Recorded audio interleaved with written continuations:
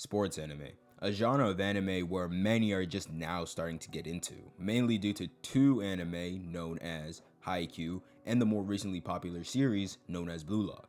Now, these sports anime are the face of the genre, but what if I told you that there was a third face, sort of like the big three, but for sports anime? As we already know, Blue Lock is a football anime manga that is not only extremely hype, but because it exaggerates the sport of football a lot, makes it that hype and more appealing to those who aren't really big on sports anime.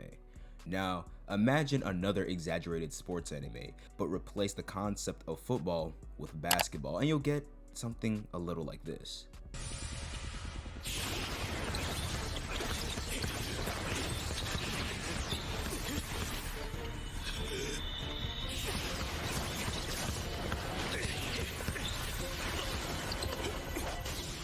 Hey guys, DarkheroJosh here, and today we're going to be talking about an old but golden sports anime which many may think is the best sports anime of all time today, Kuroko No Basket.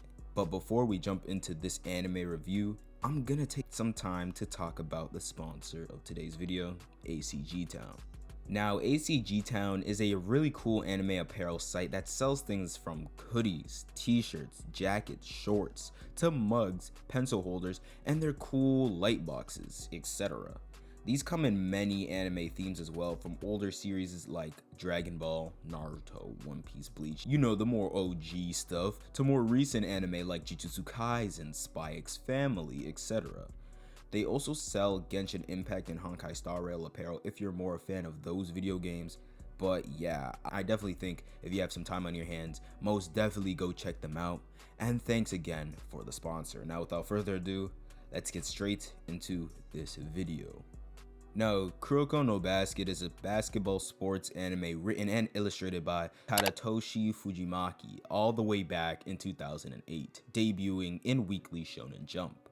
I remember one of my first videos on this channel during 2022, I think, that I really wanted to get into more sports anime, listing Kuroko No Basket as one of them. We enter this anime with our two main freshman protagonists of Seirin High.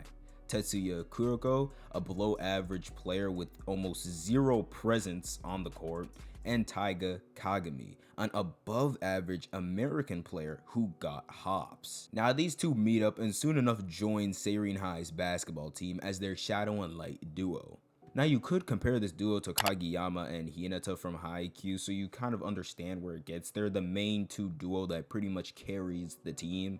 Now, you may be asking, how does a below average player become a starter on the team? Well, let me tell you. Kuroko is pretty much just a passing demon. I'm talking about a D1 assist merchant. And because of his lack of presence, he uses it to fly under the radar of everybody on the court, managing to connect these passes. Now, how is he a below average player, you may ask? Well, he can't shoot for shit, he can't run for shit, and he has no bounce in his feet. He really just excels in one area, and it's pretty much selling his whole character. But we gonna stop the Kuroko hate because we fuck with my man Kuroko, what can I say? Now, Kagami's goal, like most, is to become the best player in Japan, but Kuroko's is to defeat a group called the Generation of Miracles, a group of pure dogs. Now, for the sake of this video, and for my personal enjoyment, to be honest with you, let me just give you guys a breakdown of these cold, nonchalant hoopers. Teiko, a middle school in Japan whereby some strange, twisted string of fate connected all 5 of these absolute dogs together. Kisei Ryota, the Kakashi of basketball that just copies your moves but just does it way better than you. Shintaro Midorima, the sharpshooter that can pretty much green any shot from anywhere on the court. Daiki Aomine, the basketball junkie, but he's black. Still my goat, don't get it twisted though. Atsushi Murasaki Bara, the literal embodiment of a real life hooper. Eats a lot, always tired, and mad tall, just like me for real. And finally, the captain of all of these demons, Seijiro Akashi, my other goat. This nigga will literally cross the life out of you. I'm talking about your soul will still be there on the court after the game. I'm talking about decapitating your kneecaps and putting them in his collection, just like that one Autumn song. Even if I hit you once, you's part of my collection. Always gotta show appreciation to my GOAT. And of course, Kuroko. But they gave my boy a tough nickname, the Phantom Six Man of the Miracle Gen. I'm glad they did my boy right with that, because believe it or not, he be doing all the work on the court, you know, from behind the scenes, in the shadows. You want to know what made this team of middle schoolers so terrifying? They were dropping NBA numbers on other middle schools, dunking on them, greening half-court shots effortlessly. I'm talking about 100 points a game was something light for them, none too extravagant. Truly a remarkable team, going on to win 3 national tournaments back to back to back. They all went their separate ways to different high schools to face off as enemies. Now, I don't know why they couldn't just choose the same high school and keep winning together like brothers, but that's just me. Now, this anime was really great and enjoyable for many reasons, with one of them being to actually build proper and actual hype. In regular battle shonen, hype is more easier to exhibit, like the stakes are obviously more higher, giving you the sense of doubt in the protagonist or the main cast in this case, and whether or not they could win the match or not. This anime kept me on the edge of my seat during various amount of times, freaking out because the point gap was way too far for comfort sometimes, or the point gap was way too close for comfort for sometimes, and which team could just get the last basket. And the best thing about it was that it wasn't just generated with the matches that involved Seirin. For example, Todo versus Kaijo High, Aomine versus Kisei. This match was well done, especially in terms of hype.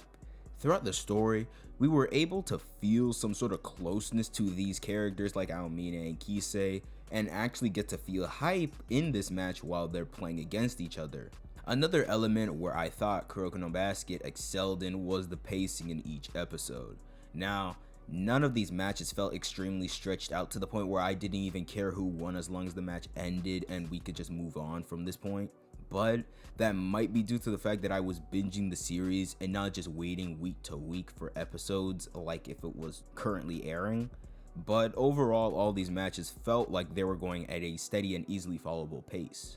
The storytelling for this anime was pretty good too, nothing too crazy when it came to the present timeline. By the end of the series, I realized I was way more invested in the story behind Teiko and the Miracle Gen, of course, during that little Teiko backstory that we got before Rakuzan High and Seirin. I don't know if it was just a day or because I just woke up from a nap before watching this arc, but I was so clued into it to the point where the episodes felt shorter and shorter the closer I got into the arc. All these talented players who loved the game so much and became nationally known for being that good of a player became so uninterested in the sport once they got to a level where it felt like no one could give them a good challenge, ultimately losing that fire they once had.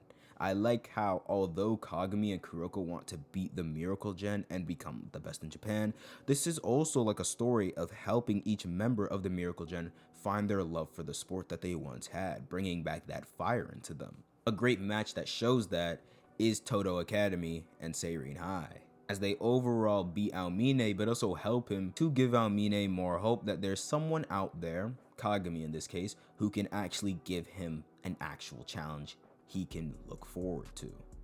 Speaking of Kagami, Kuroko, and everyone, I really like the cast for this anime as well. I didn't really dislike anyone aside from this lame ass nigga, but yeah, everyone was pretty cool. Other than Seirin as a team, other teams that I really fucked with in the series were Todo Academy and Rakuzan High, mainly because we actually got more focus on those two teams rather than the other teams with a member of a Miracle Gen like Shutoku or Yosen. The animation and sound design was absolutely amazing. You'd think that an anime that came out around the 2010s, and even a sports anime at that, wouldn't get that crisp and fluid animation, but it was the exact opposite. Kuroko's animation is better than Blue Lock's animation today, and that's saying something because the anime of Blue Lock came out just last year. So production IG, I'ma give y'all your props. Y'all really did your thing. The sound design was cool too, mainly when Kuroko would hit a crazy ignite pass because that shit sounded beautiful, but the only thing that sounded better than that was Akashi's theme. You could just feel that dog, that hymnus that emanated from that whole show once that theme started playing. Like I'ma just be honest, that theme was tough. Whoever came up with that theme, you did your thing. Like, that was tough. Overall, I fuck with Kuroko no Basket heavy. If I have the time, I'd definitely go check out the manga, mainly just the hype moments and matches just to see how well they transition over to the manga and whatnot. But hey, if you guys can get this video to 100 likes, then I'll read the entire manga for Kuroko no Basket and give you guys my thoughts on it and everything. I definitely recommend this anime as one you should watch next for anybody, especially if it's your first sports anime. I'm really putting y'all on, so please go check out that shit now because I'm about to wrap this video up. If you guys did enjoy this video, then please leave a like, subscribe to the channel if you're new, follow the IG and Twitter if you really fuck with me, that is, and join the Discord.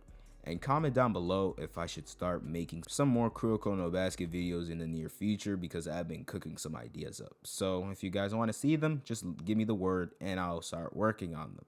But without further ado, I hope you guys have a great day and see ya.